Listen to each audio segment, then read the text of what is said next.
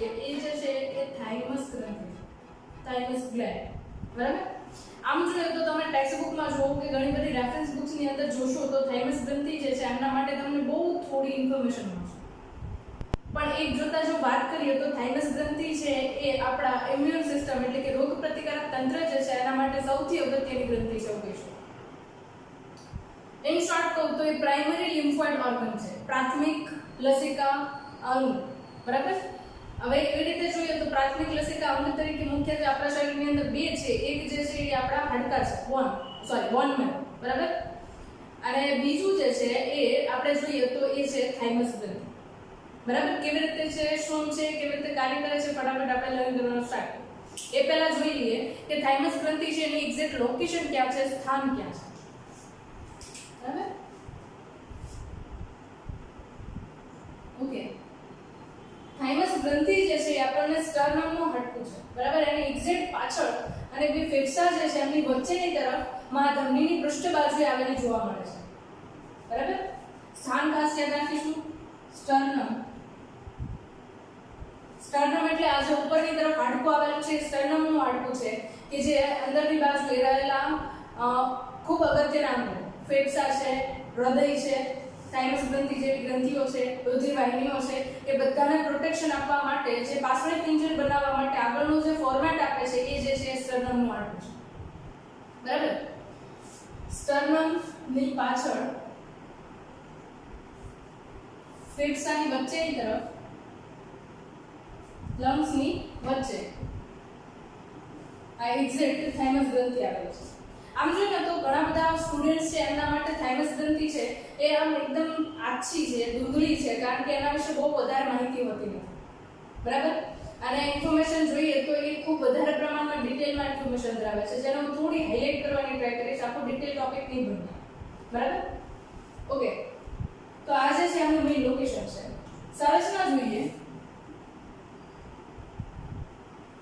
Structure જોઈએ એનું તો એ તમે જુઓ તો બાલ્યાવસ્થા દરમિયાન એટ ચાઇલ્ડહુડ એનું તમે સાઇઝ જુઓ તો 10 થી 15 ગ્રામ જેટલું એનું વજન હોય છે. જેમ જેમ આપણે પુખ્તતા તરફ જઈએ છીએ, પ્યુબર્ટી તરફ જતા જઈએ છીએ, એમ એમ એની સાઇઝની અંદર વધારો થાય છે. પ્યુબર્ટી સ્ટેજ સુધી પહોંચીએ ત્યારે એની સાઇઝ તમે જુઓ તો 30 થી 40 ગ્રામ જેટલી વધી જાય. મતલબ કે આપણી ઇમ્યુનિટી જે છે તમે જોજો બાલ્યાવસ્થા દરમિયાન એનું વજન છે ઓછું છે, મતલબ કે એનું ડેવલપમેન્ટ ઓછું છે, એનો મતલબ કે ઇમ્યુનિટી છે એ બાળકની કેવી હોય, લો. સાથે સાથે તમે જુઓ તો પ્યુબર્ટીના સ્ટેજ ઉપર એટલે કે આપણે આ એજની અંદર છીએ ત્યારે આપણું હેલ્થ છે અથવા તો ઇમ્યુનિટી છે એ સ્ટ્રોંગ હોય છે. પણ જેમ જેમ એજ વધતી જાય અને વૃદ્ધાવસ્થા સુધી પહોંચે છે એમ એમ પાછો વજનની અંદર ઘટાડો આવે છે અને એ વજનના ઘટાડા સાથે ધીરે ધીરે કરતા અવનત થતી જાય છે, એટ્રોપાઈ થાય છે થાઇમસ ગ્રંથિ, જેના કારણે વૃદ્ધત્વ સુધી પહોંચવામાં આપણી ઇમ્યુન સિસ્ટમ છે એકદમ લો થઈ ગઈ છે, બરાબર. આ બે રીઝન કે બાલ્યાવસ્થા દરમિયાન અને વૃદ્ધાવસ્થા દરમિયાન ઓલ્ડ એજની અંદર તમને વધારે ઇમ્યુનિટી લો કેમ જોવા મળે છે, કારણ કે થાઇમસ ગ્રંથિ જે છે એ ઓછામાં ઓછું ફંક્શન કરે છે અને ઓછા પ્રમાણની અંદર હાજર છે. અને બીજું કારણ કયું તો કે સૌથી અગત્યનું કારણ એ કે પ્યુબર્ટી ટાઈમ છે જ્યારે પુખ્તાવસ્થા દરમિયાન તમે જુઓ તો આ ગ્રંથિ છે એના હાઈએસ્ટ પીક ઉપર હોય એનું કાર્ય કરતી હોય છે, બરાબર છે. હવે એની સંરચના છે એની અંદર આગળ વધીએ તો જ્યારે તમે એની સંરચના જુઓ છો ત્યારે એમની અંદર ખંડિકાઓ જોવા મળે છે, બરાબર. આવી રીતે ખંડીય સંરચના ધરાવતી હોય એવા પ્રકારની દ્વિખંડીય સંરચના છે. યાદ રાખજો થાઇમસ ગ્રંથિ જે છે એ દ્વિખંડીય સંરચના છે. એમની અંદર બે દ્વિખંડીય સંરચના, બરાબર. એમની અંદર બે ખંડો જોવા મળે છે, બે લોબ હોય છે, બરાબર. એક જમણી બાજુનો અને એક ડાબી બાજુનો, જે બંને ફાઇબ્રસ કનેક્ટિવ ટિશ્યુ તંતુઘટક પેશી જે છે એમના વડે જોડાયેલા હોય છે, બરાબર. હવે એ તમે સંરચના જુઓ છો જ્યારે થાઇમસ ગ્રંથિનો આડછેદ લેવામાં આવે ત્યારે એમની અંદર તમને આવી ખંડિકાઓ જોવા મળે છે, બરાબર. લગભગ આપણે થાઇરોઇડ ગ્રંથિ છે એની અંદર પણ ખંડિકાઓ જોઈએ, એ જ પ્રકારે થાઇમસ ગ્રંથિ છે એની અંદર પણ ખંડિકાઓ જોવા મળે. આ ખંડિકા છે એના પર્સનલ બે પાર્ટ છે. એક જે છે એમને મધ્યકનો ભાગ કહેવાય છે, મધ્યક વિસ્તાર કહેવાય, મેડ્યુલરી રિજિયન, બરાબર. અને આઉટર જે લેયર એક્ઝેક્ટલી તમને દેખાય છે બરાબર. એક્ઝેક્ટલી તમે જુઓ તો આ એરિયા જે છે ડોટેડ લાઈન બરાબર, એનો આ એરિયા જે છે એનો શું કહીશ કોર્ટેક્સ, એટલે કે બાહ્યક વિસ્તાર. એટલે કે દરેક કણિકા જે થાઇમસ ગ્રંથિની અંદર આવેલી છે એ પોતાનો મજ્જક અને બાહ્યક વિસ્તાર મેડ્યુલા એન્ડ કોર્ટેક્સ રિજન ધરાવે છે બરાબર. આને અનુસરીને જોઈએ તો આની અંદર કોષો જે છે એ પણ અલગ અલગ પ્રકારના હોય છે બાહ્યક અને મજ્જક બરાબર. હવે આપણે જોઈએ કે થાઇમસ ગ્રંથિ છે એનું કાર્ય શું છે, કેવી રીતે કાર્ય કરે છે, કાર્ય પદ્ધતિ, મોડ ઓફ એક્શન. આ સૌથી અગત્યનું છે જે આપણને ઇમ્યુન સિસ્ટમ રોગ પ્રતિકારક તંત્ર છે એના વિશેની ડિટેલ માહિતી આપે છે. સૌથી પહેલા તમે સાંભળ્યું હશે કે બોન મેરો એટલે કે અસ્થિ મજ્જા એ આપણા સ્ટેમ સેલ્સ બનાવે છે.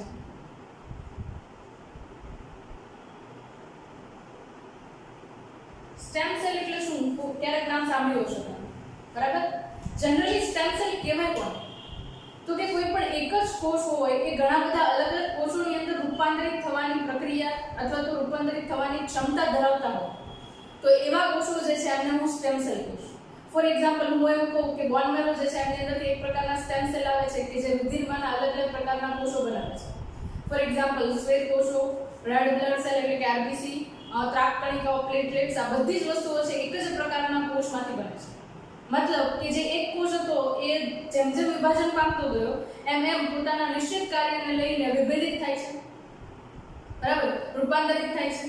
તો એના પરિણામે આપણને અલગ અલગ ઘણા બધા પ્રકારના કોષો જોવા મળે છે. તો જ્યારે એક જ કોષમાંથી બીજા ઘણા બધા કોષો બનતા હોય ને ત્યારે એવા એક કોષને આપણે સ્ટેમ સેલ તરીકે ઓળખીએ છીએ.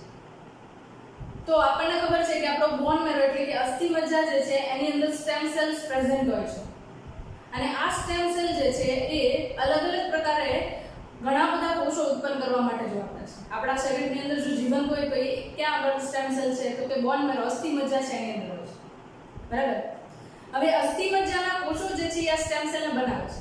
હવે એ સ્ટેમ સેલ છે એમાંથી અલગ અલગ કોષો બનવાના, એમાંથી આપણે જોઈએ તો રોગ પ્રતિકારક ક્ષમતા માટે જવાબદાર હોય એવા કોષો કયા, તો કે એવા જે છે એ વ્હાઇટ બ્લડ સેલ્સ એટલે કે શ્વેત રુધિર કોષો છે. શ્વેત કોષો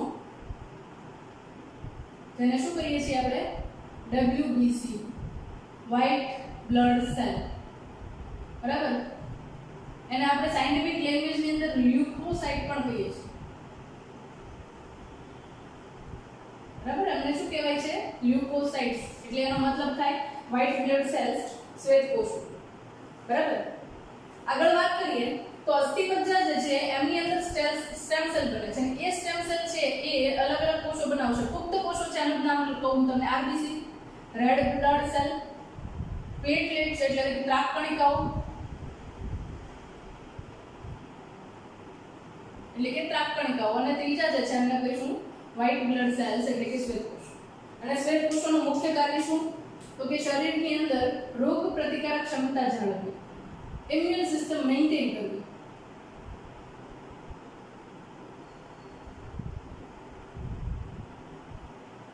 બરાબર. ઇમ્યુન સિસ્ટમ જે છે આખી કંટ્રોલ કરતું હોય તે શ્વેત કોષો છે. ઓકે, હવે શ્વેત કોષો જે છે એના બનવાની પ્રક્રિયા છે ક્યાં ચાલુ થઈ ગઈ તો કે બોન મેરો એટલે કે આપણા અસ્થિ મજ્જા છે એના દ્વારા શરૂ થઈ.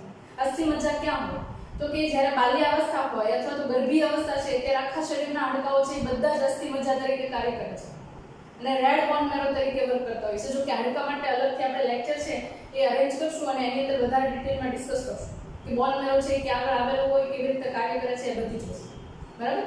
પણ એક્ઝેક્ટલી તમને આઈડિયા આપું કે જ્યારે આપણા લાંબા હાડકા છે, જાંઘનું હાડકું છે ફોર એક્ઝામ્પલ ઉર્વસ્થિ બરાબર, ઉર્વસ્થિ પર એ ઉર્વસ્થિનું જે હાડકું છે એમના ઉપરના ભાગ જોવો તમે બરાબર. તો એ ઉપરના ભાગ છે ત્યાં આગળ તમને અસ્થિ મજ્જા લોકેટેડ જોવા મળશે મોટા ભાગે પુખ્ત અવસ્થા દરમિયાન.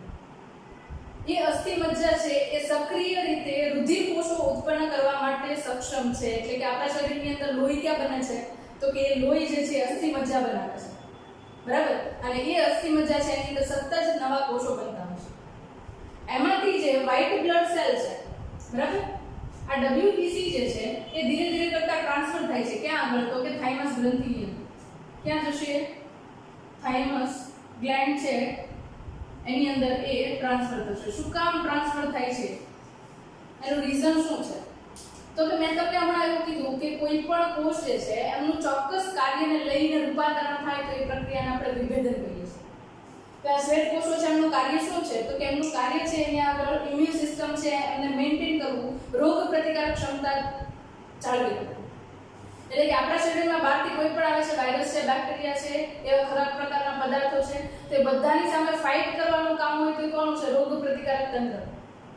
ઇન શોર્ટ કહું તો કોઈ પણ કન્ટ્રી છે એની અંદર એની આર્મી હોય, પોલીસમેન હોય, બરાબર, એ બધા છે એ શું કહેવાય? તો કે ઇમ્યુન સિસ્ટમ કહેવાય. એ શું કરશે? તો કે બહારથી આવતા એવા ખરાબ તત્વો છે એમનો નાશ કરવો એ એમનો મુખ્ય હેતુ છે. એ જ રીતે આપણા બોડીની આર્મી એટલે કોણ? તો કે આપણા બોડીની આર્મી એટલે આપણા વ્હાઇટ બ્લડ સેલ જે છે એ આપણા બોડીની આર્મી થઈ, એ આપણા શરીરની અંદર આવતા બહારથી કોઈ પણ પ્રકારના દુશ્મન છે એમને હેન્ડલ કરવાનું કામ કરે છે. બરાબર છે?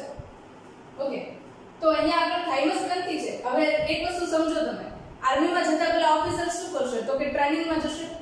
એ જ રીતે અહીંયા આગળ વ્હાઇટ બ્લડ સેલ છે બોન મેરોમાંથી બની ગયા, પણ ટ્રેનિંગ માટે ક્યાં જાય છે? તો કે થાઇમસ ગ્રંથિની અંદર એ ટ્રેનિંગ માટે જાય છે.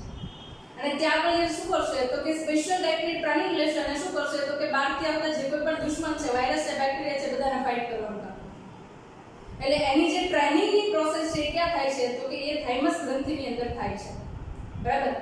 ઓકે, વાત કરીએ થાઇમસ ગ્રંથિની અંદર કેવી રીતે પ્રોસેસ થાય છે એના માટે વાત કરીએ. બરાબર? ઓકે, ધારો કે આ થાઇમસ ગ્રંથિ છે એમની એક લોબ છે, ખંડ છે, એનો હું અહીંયા આગળ મૂકું. બરાબર? મુખ્યત્વે જોઈએ તો એમની અંદર અલગ અલગ પ્રકારના ઘણા બધા કોષો હોય છે, પણ બે ત્રણ જે કોષો છે એમને મારે અહીંયા આગળ તમને હાઇલાઇટ કરીને આપવા છે. એક જે છે એ એપિથેલિયલ સેલ્સ ઓફ થાઇમસ, એપિથેલિયલ સેલ. બીજા જે છે એમને હું કહીશ થાઇમસ નર્વ સેલ.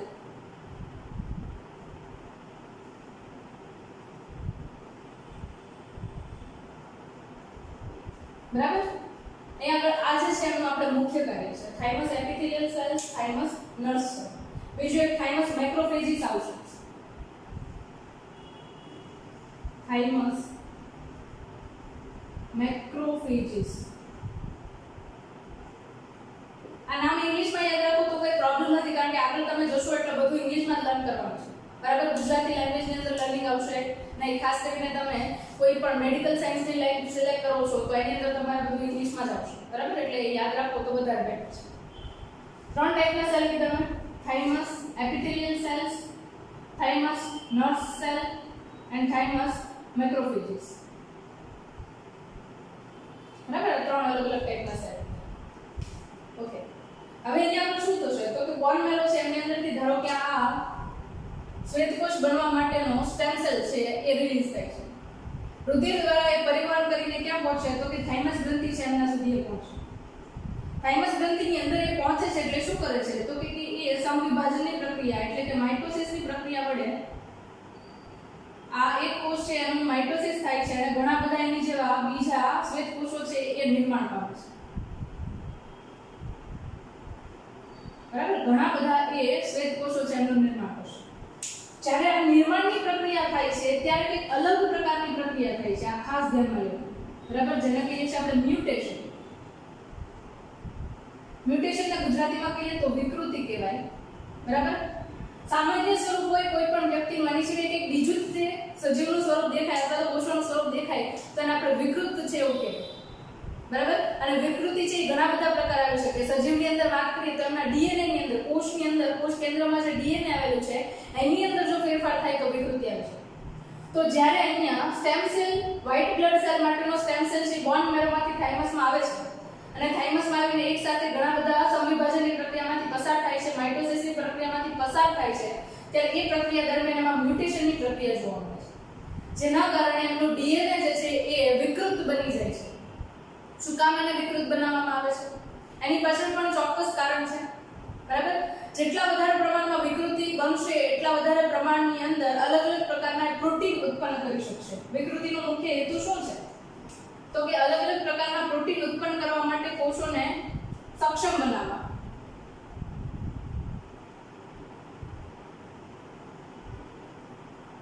અલગ અલગ પ્રકારના પ્રોટીન બનાવવા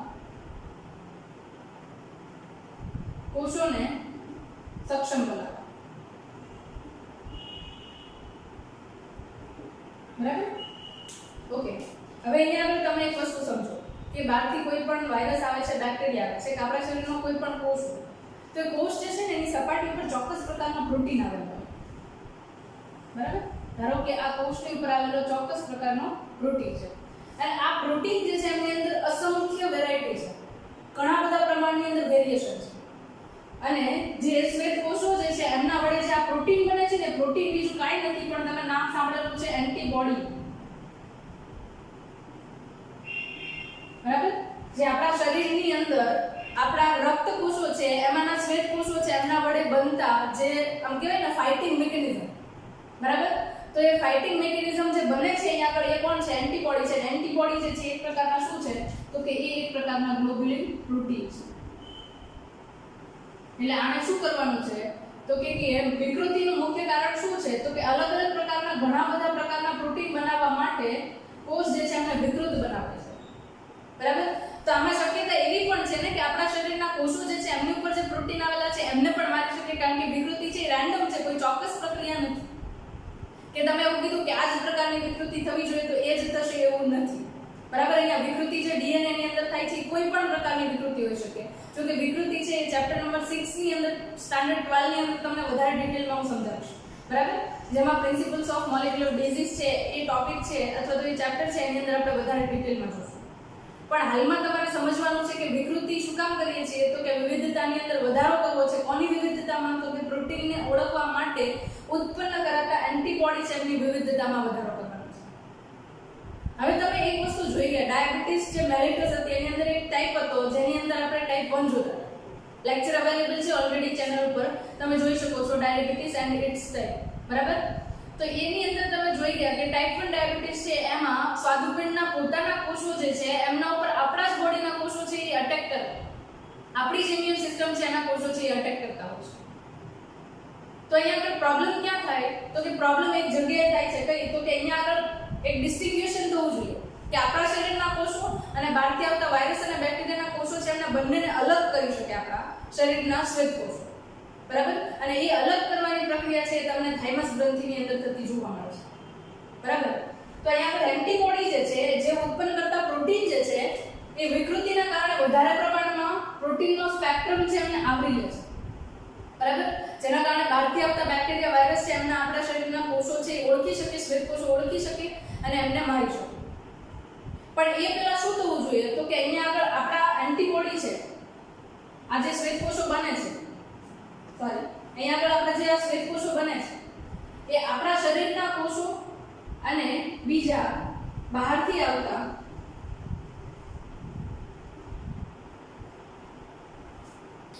વાયરસીસ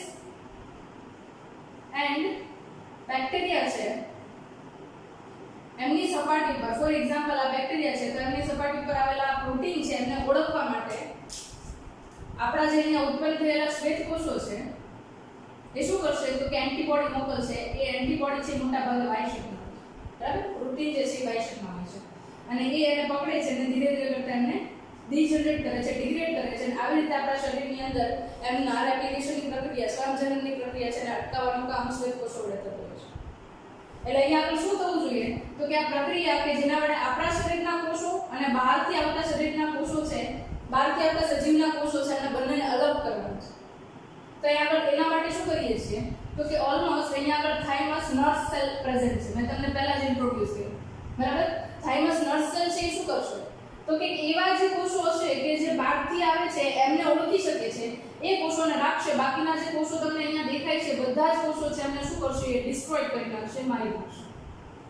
આ નર્વ સેલ છે એમનું શું કાર્ય છે? તો કે જે આપણા શરીરના કોષો છે એમને મારવાનું કામ કરે છે એવા પ્રકારના ઉત્પન્ન થયેલા બી કોષો જે વિકૃતિના પરિણામે બન્યા છે એ બધાને એ ખતમ કરવાનું કામ કરશે. બરાબર? આ થાઇમસ નર્વ સેલ છે એમનું કામ છે. થાઇમસ ની અંદર આવેલા નર્વ સેલ છે એમનું આ મુખ્ય કાર્ય છે. ફરીથી એકવાર રિપીટ કરું છું. બરાબર? થાઇમસ નર્વ સેલ છે એમનું મુખ્ય કાર્ય શું છે? તો કે આપણા શરીરની અંદર ઉત્પન્ન થયેલા આપણા શરીરની વિરુદ્ધ કાર્ય કરતા હોય એવા પ્રોટીન ઉત્પન્ન કરે એવા પ્રકારના શ્વેત કોષો જે છે એમને મારી નાખવા અથવા તો ડિસ્ટ્રોય કરવા એ થાઇમસ નર્વ સેલનું કાર્ય છે. તો ઓલમોસ્ટ તમે જુઓ ને તો 90% કોષો જે છે એ આવી રીતે વ્હાઇટ બ્લડ સેલ ઉત્પન્ન થાય છે અને મરી જાય છે 3 થી 4 દિવસની અંદર. એને ડેડ કરી નાખવામાં આવે છે થાઇમસ નર્વ સેલ છે એના. અને બાકી વધેલા જે 10% કોષો જે છે એમને આપણા રુધિર પરિવહન તંત્રની અંદર મુક્ત કરવામાં આવે છે, જે બહારથી આવતા અલગ અલગ પ્રકારના વાયરસ અને બેક્ટેરિયા છે એમની સામે ફાઇટ કરશે. બરાબર? એટલા માટે અહીંયા આગળ વિકૃતિ છે એ બોન મેરોમાંથી આવતા શ્વેત કોષો છે એમની અંદર ઉત્પન્ન કરવામાં આવે છે. બરાબર? તો આજે છે એ તમને આખી પ્રક્રિયા સમજાવી મેં કે કેવી રીતે વિકૃતિની પ્રક્રિયા વડે આપણું શરીર જે છે એમની અંદર ઉત્પન્ન થતા શ્વેત કોષો છે એ ફાઇટ કરવાનું કામ કરે છે. હવે વાત કરતી હતી હું તમને સ્વાદુપિંડને લઈને જે આપણા શરીરના કોષો છે, બરાબર, એ આપણા શરીરના બીટા કોષો છે એમના ઉપર એટેક કરે છે. ત્યારે એ પરિસ્થિતિ જે છે એમને કહેવાય ઓટો ઇમ્યુન ડિઝીઝ. નામ સાંભળ્યું હશે કદાચ તમે, ન સાંભળ્યું હોય તો યાદ રાખજો. Auto immune disease. હવે આ શું છે? એને ગુજરાતીમાં આપણે કહીએ છીએ સ્વરોગ પ્રતિકારક તંત્રનો રોગ. સ્વ રોગ પ્રતિકારક તંત્રની ખામી, આવું પણ કહી શકીએ આપણે. બરાબર? જેની અંદર શું કરે છે? તો મેં તમને એવું કીધું હમણાં કે આ આટલા કોષો જે છે 90% સેલ છે એ આપણા શરીરના કોષો છે એને નુકસાન પહોંચાડે છે. તો એને આપણે શું કરશું? તો કે એને આપણે મારી નાખવાના છે. તો ઘણીવાર પ્રોબ્લેમ એવો થાય છે કે આ જે કોષો છે કે જે આપણા શરીરની સામે લડત કરે છે, બરાબર, આપણા શરીરના કોષોને ડિસ્ટ્રોય કરે છે, એવા કોષો જે છે એ બચી જાય છે.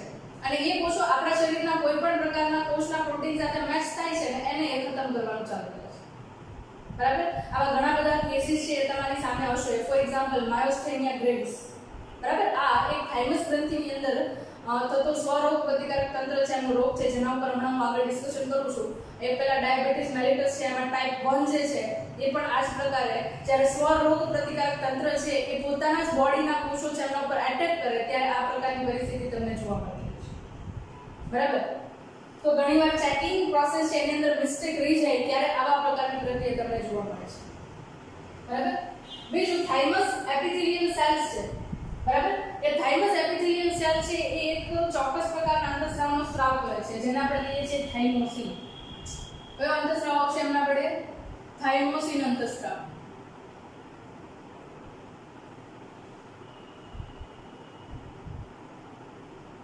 બરાબર? આ થાઇમોસિન અંતઃસ્રાવ શું કરશે? તો કે આપણા શરીરની અંદર તમને ખબર હોય તો લસિકા ગ્રંથિ આવેલી છે. બરાબર? આના ઉપરાંત સ્પ્લીન, બરોળ. બરાબર? આ બધા જ જોવો તમે તો એ બધા જ શું છે? એક પ્રકારે રોગ પ્રતિકારક તંત્રની અંદર મદદરૂપ થતા હોય એવા પ્રકારના કોષો છે અને એવા પ્રકારના અંગો છે. તે બધા જ અંગો છે એમના કાર્યને ઉત્તેજિત કરવું અને શ્વેત કોષોને ઉત્પન્ન કરવા માટે વધારેમાં વધારે ઉત્તેજિત કરતો હોય તો એવો અંતઃસ્રાવ છે થાઇમોસિન. બરાબર? જે મોટા ભાગે થાઇમસ એપિથેલિયલ સેલ છે એમના વડે ઉત્પન્ન થાય છે. પ્રાઇમરી બેઝ ઉપર આપણે થાઇમોસિન એક જ અંતઃસ્રાવને જોવાનું છે, બાકી એની અંદરથી 4 થી 5 અલગ અલગ પ્રકારના અંતઃસ્રાવ આવે છે જે તમે આગળના સ્ટાન્ડર્ડની અંદર વધારે ડિટેલમાં સ્ટડી કરશો. બરાબર? થાઇમ્યુલિન છે, થાઇમોસિન છે, બરાબર, આના ટાઈપ પણ આવે છે. તો થાઇમોસિન અંતઃસ્રાવ છે એનો મુખ્ય કાર્ય છે. બરાબર? ઓકે. હવે આગળ વાત કરીએ માયોસ્થેનિયા ગ્રેવિસ જે છે એ શું છે? માયોસ્થેનિયા ગ્રેવિસ ડિઝીઝ છે એ કેવી રીતે થાય છે? માયોસ્થેનિયા ગ્રેવિસ જે છે એ એક સ્વરોગ પ્રતિકારક તંત્રનો રોગ છે. સમજતા જઈએ આને પણ આપણે. માયોસ્થેનિયા ગ્રેવિસ. હવે આની અંદર તમારે એની પહેલા ન્યુરોમસ્ક્યુલર જંક્શન એટલે કે ચેતાસ્નાયુ સંધાનને સમજવું પડે. ચેતાસ્નાયુ સંધાન શું છે? તો કે ધારો કે એક અહીંયા આગળ આપણું આ સ્નાયુ જે છે એમનો પટલ છે. બરાબર? સાર્કોલેમા. સ્નાયુનું જે પટલ છે એને શું કહેવાય? સ્નાયુરસ પટલ કહેવાય. ઇંગ્લિશમાં એને કહીએ આપણે સાર્કોલેમા. બરાબર? ત્યાં આગળ શું હોય? તો કે ત્યાં આગળ એક ચોક્કસ પ્રકારના રિસેપ્ટર્સ આવેલા હોય કે જેની સાથે એસિટાઇલ કોલાઇન નામનો ન્યુરોટ્રાન્સમીટર છે જોઈન્ટ થવાનો હોય. બરાબર? એસિટાઇલ કોલાઇન શું છે? હવે આ બધા ટોપિક જે છે ને એ પાછા તમારે ચેપ્ટર નંબર 20 ની અંદર આવે છે. બરાબર? જે પાછું હું તમને એ લેક્ચર કરાવીશ ને ત્યારે માયોસ્થેનિયા ગ્રેવિસ છે અને ત્યાં પણ ડિસ્કસ કરીશું ને અહીંયા પણ ડિસ્કસ કરીશું. બરાબર? હવે જોઈએ તો જનરલી ચેતાકોષ છે એમના છેડાનો ભાગ એટલે આપણે કહીએ ચેતાક્ષ. બરાબર? હવે ચેતાક્ષ છે ત્યાંથી એક પ્રકારના ન્યુરોટ્રાન્સમીટર ચેતા પ્રેષક દ્રવ્ય, બરાબર, એ મુક્ત થાય છે અને એ ચેતાપ્રેષક દ્રવ્ય જે છે એ ક્યાં જતા હોય છે તો કે એ અહીંયા આગળ સ્નાયુ જે છે એમના ઉપર આવેલા રિસેપ્ટર છે એમની સાથે જોડાતા હોય અને એ રીતે મેસેજ પાસ થતો હોય છે. જનરલી જોઈએ તો શું હોય તો કે આપણને એવું લાગે છે કે સીધા કોન્ટેક્ટમાં છે. ના, અહીંયા આગળ સ્નાયુ જે છે એની સાથે ચેતાકોષ છે સીધા કોન્ટેક્ટમાં નથી, વચ્ચેની બાજુએ જગ્યા છે. બરાબર? આ જગ્યા જે છે ત્યાં આગળ સંદેશો પહોંચાડવા માટે એક મટીરીયલ છે જેને આપણે કહીએ છીએ ચેતાપ્રેષક દ્રવ્ય, ન્યુરોટ્રાન્સમીટર, જે અહીંયા આગળ ચેતાકોષના એન્ડના છેડાના ભાગમાંથી મુક્ત થાય છે અને આપણે કહીએ છીએ ચેતાપ્રેષક દ્રવ્ય, જેનું નામ છે એસિટાઇલકોલાઇન. હવે આ એસિટાઇલકોલાઇન જે છે એ અહીંયાથી મુક્ત થશે અને ક્યાં જોઈન્ટ થાય તો કે સ્નાયુ ઉપર જોઈન્ટ. ફોર એક્ઝામ્પલ, હું એવું કહું છું કે મારા હાથને ઉપરની તરફ મૂવમેન્ટ કરવાની છે, તો એ પરિસ્થિતિની અંદર શું થાય તો કે મગજ છે ત્યાંથી ચેતાકોષ છે સંદેશો પહોંચાડશે મારા હાથના સ્નાયુ. જ્યારે એ સંદેશો ચેતાકોષો દ્વારા સ્નાયુ સુધી પહોંચે છે ત્યારે સ્નાયુ અને ચેતા વચ્ચે જગ્યા છે. બરાબર? એ ચેતાકોષની વચ્ચે જે જગ્યા છે ને ત્યાં આગળ કેમિકલ મેસેન્જર્સ આવેલા હોય જેને આપણે ચેતાપ્રેષક દ્રવ્ય કહીએ છીએ. અને એ ચેતાપ્રેષક દ્રવ્ય છે એ સંદેશો ચેતાકોષમાંથી સ્નાયુ કોષ છે ત્યાં સુધી પહોંચાડવાનું કામ કરે છે. બરાબર? તો પ્રોબ્લેમ ક્યાં થાય છે અહીંયા તો કે અહીંયા પ્રોબ્લેમ થાય છે માયોસ્ટેનિયા ગ્રેવિસ કોને કહીએ છીએ તો કે આપણા શરીરની અંદર જે આ શ્વેત કોષો બન્યા, બરાબર, આ શ્વેત કોષો બન્યા છે એ શું કરે છે તો કે એવા પ્રકારના એન્ટીબોડી બનાવે છે. બરાબર? કે જે આ સ્નાયુ ઉપર આવેલા રિસેપ્ટર છે ને એને ડિસ્ટ્રોય કરી નાખે, એને ખતમ કરી નાખે, એમને મારી નાખે. એટલે શું થવાનું તો કે મગજમાંથી સંદેશો તો આવશે પણ સ્નાયુ ઉપર એ રિસેપ્ટર જ નથી. બરાબર? તો ત્યાં આગળ એ સંદેશો છે જોડાશે જ નહીં, એટલે સ્નાયુને કોઈ પણ પ્રકારનો મેસેજ ચેતાતંત્ર દ્વારા નહીં મળે. ચેતાતંત્ર વડે કોઈ પણ પ્રકારનો મેસેજ નહીં મળે એટલે ધીરે ધીરે કરતા સ્નાયુઓ જે છે એ બિનકાર્યક્ષમ બને અને ધીરે ધીરે કરતા એ નબળા બનતા જાય છે. બરાબર? એટલે આ જે છે એ સ્વરોગ પ્રતિકારક તંત્રનો રોગ છે જેના કારણે આપણા શરીરના કોષો છે એ આપણા શરીરના શ્વેત કોષો છે કે જેમણે બહારથી આવતા ઘટકો છે એમની સામે ફાઇટ કરવાનું છે, નહીં કે આપણા પોતાના રક્ષક કોષો છે કે પોતાના શરીરના કોષો છે એમની સામે ફાઇટ કરવાનું. બરાબર? તો જ્યારે આ પરિસ્થિતિ ઊભી થાય છે ત્યારે તમને ઓટો ઇમ્યુન ડિઝીઝ, માયોસ્ટેનિયા ગ્રેવિસ જેવા રોગો છે તમને જોવા મળે. બરાબર? એટલે થાઇમસ જે છે એ એક પ્રકારનું પ્રાથમિક લિમ્ફોઇડ ઓર્ગન, પ્રાઇમરી લિમ્ફોઇડ ઓર્ગન તરીકે ગણાય છે બોન મેરો સાથે. બરાબર? અને એની સિવાય દ્વિતીય લિમ્ફોઇડ ઓર્ગન તરીકે તમે જુઓ તો બરોળ છે, લસિકા ગાંઠ છે, આ બધા છે એમને આપણે દ્વિતીય લિમ્ફોઇડ ઓર્ગન તરીકે ઓળખીએ છીએ. બરાબર? મેં મારી રીતે ટ્રાય કરી છે કે આપણા શરીરની અંદર શ્વેત કોષો છે કેવી રીતે બને છે, એ કાર્ય કેવી રીતે કરે છે અને જુદા જુદા કાર્ય કરવા માટે વિભેદિત કેવી રીતે થાય છે, આખી પ્રોસેસ તમને ડિટેલમાં ડિસ્કસ કરી છે. બરાબર? બાકી તમને શોર્ટ ફોર્મની અંદર ટોપિક મળી જશે કે આ પ્રકારે ગ્રંથિ હોય છે, એટલું એનું વેટ હોય છે અને આ સમયગાળા દરમિયાન વૃદ્ધિ પામે છે, પછી ધીરે ધીરે કરતા એ ફેટી ટિશ્યુ એટલે કે ચરબીયુક્ત કોષો વડે ભૂરાવો પામે છે અને ધીરે ધીરે કરતા એ અવનત પામતી હોય છે. બરાબર? પણ અહીંયા આગળ આપણે થોડું ડિટેલ ડિસ્કશન કર્યું છે જેના કારણે આપણે આપણા રોગ પ્રતિકારક તંત્ર છે એમને સારી રીતે સમજી શકો. બરાબર? હજી તો આ તમારો બેઝ કહેવાય. આની અંદર ડિટેલમાં તો તમે ઘણું બધું આગળના લેક્ચર્સની અંદર અથવા તો આગળના સ્ટાન્ડર્ડ્સની અંદર તમે સ્ટડી કરવાના છો. બરાબર? છતાં પણ ટોપિકને રિલેટેડ તમને કોઈ પણ પ્રકારનો ડાઉટ હોય તો તમે મને કોમેન્ટ બોક્સની અંદર કમેન્ટ કરી શકો છો. હું ટ્રાય કરીશ કે તમારા કમેન્ટ્સનો આન્સર આપું.